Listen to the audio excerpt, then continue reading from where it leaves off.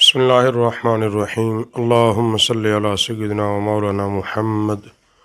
وعلی آلہ واصحابہ وبارک وسلم عسیٰ ان یبعثک ربک مقاما محمودا۔ صدق اللہ مولانا العظیم۔ حضرات گرامی قدر، اللہ رب العالمین نے قرآن مجید فرقان حمید کے اندر ارشاد فرمایا، اے محبوب، تمہارا رب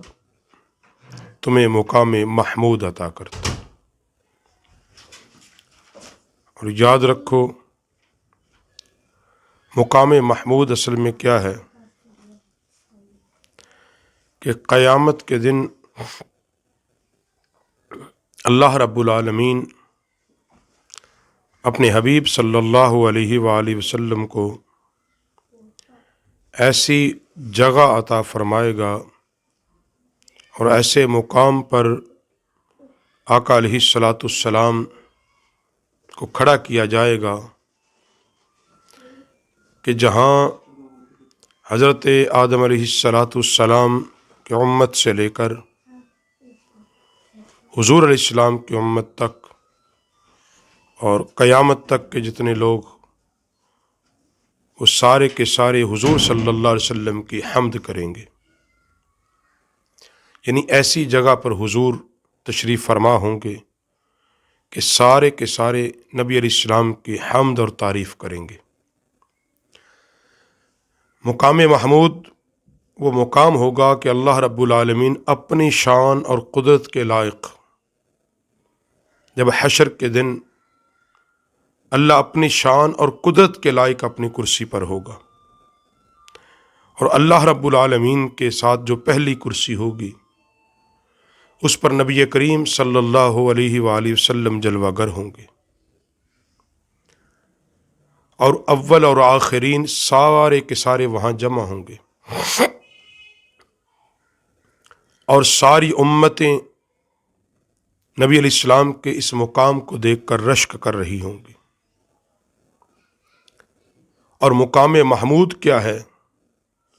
کہ آقا علیہ السلام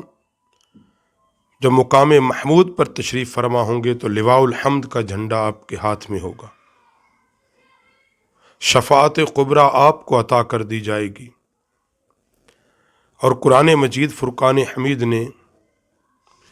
اس کا ذکر کیا کہ تیرا رب تجھے مقام محمود عطا کرے گا۔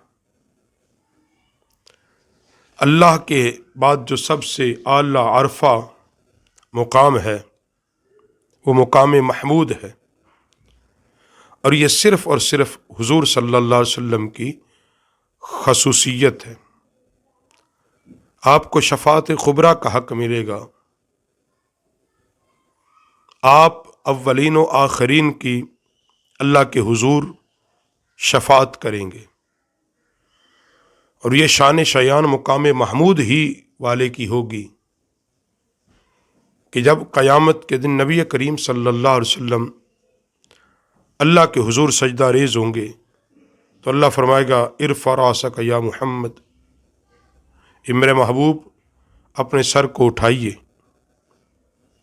سجدے سے سر اٹھائیے، اور محبوب آپ جو مانگو گے مل جائے گا، آپ جس بات پہ راضی ہو جائیں گے میں اللہ تجھے راضی کر دوں گا۔ اور یہی مقام محمود کی شان ہوگی کہ ساری امتیں اکٹھی ہو کر جب بارگاہ آدمیت حضرت آدم علیہ السلام کی بارگاہ میں جائیں گی کہ آج کے دن ہماری سفارش کر، تو آدم علیہ السلام اللہ کی بارگاہ میں عرض گزاری کریں گے اور ان بندوں کو فرمائیں گے کہ آج کے دن اللہ اپنے جلال، جبار اور قہار کی شان کے ساتھ جلوہ گر ہے، میں بارگاہ الہ میں سفارش نہیں کروں گا آپ کی، اذهبوا الی غیری، اذهبوا الی غیری، اذهبوا الی غیری، یعنی آدم علیہ السلام فرمائیں گے کسی غیر کے پاس، دوسرے کے پاس، وہ حضرت شیس علیہ السلام کے پاس، وہ بھی فرمائیں گے اذهبوا الی غیری، نوح علیہ السلام کے پاس وہ بھی کہیں گے اذهبوا، آج کے دن بھی کوئی دنیا میں ہم آپ کو دعوت دیتے رہے، دنیا کے اندر ہم آپ کو ہدایت کی طرف بلاتے رہے، مگر آج ہم آپ کے شفیع نہیں بن سکتے۔ حتیٰ کہ عیسیٰ علیہ الصلاۃ والسلام کی بارگاہ میں آ جائیں گے اور عیسیٰ علیہ السلام بھی یہی کہیں گے اذهبوا الی غیری۔ یہ سارے کے سارے اکٹھے ہو کر، یہ ساری امتیں، سارے لوگ بارگاہ رسالت مآب صلی اللہ علیہ وسلم میں حاضر ہوں گے اور عرض کریں گے اے اللہ کے حبیب، اللہ نے آپ کو مقام محمود عطا کر دیا ہے، مقام محمود عطا کیا ہے، اور اسی لیے اب آذان کے بعد جو دعا پڑھتے ہیں اس کے اندر یہ حرف شامل ہیں کہ اللہ نبی علیہ السلام کو تیری بارگاہ میں اس کا وسیلہ جس کو تو نے مقام محمود کا وارث بنایا ہے۔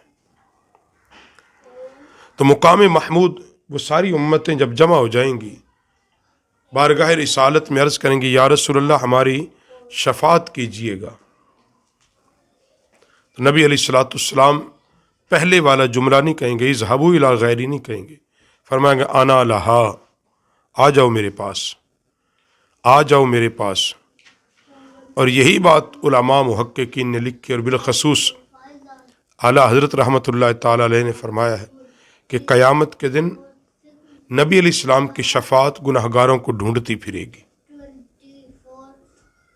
بارگاہ رسالت میں غرداروں کی کوئی جگہ نہیں، گناہگاروں کی جگہ ہے، اور گناہگاروں کو میرا کریم صلی اللہ علیہ وسلم ڈھونڈ ڈھونڈ کے ان کی شفاعت کریں گے، اور یہ وہ مقام محمود ہے۔ شان محبوبیت قیامت کے دن دکھائی جائے گی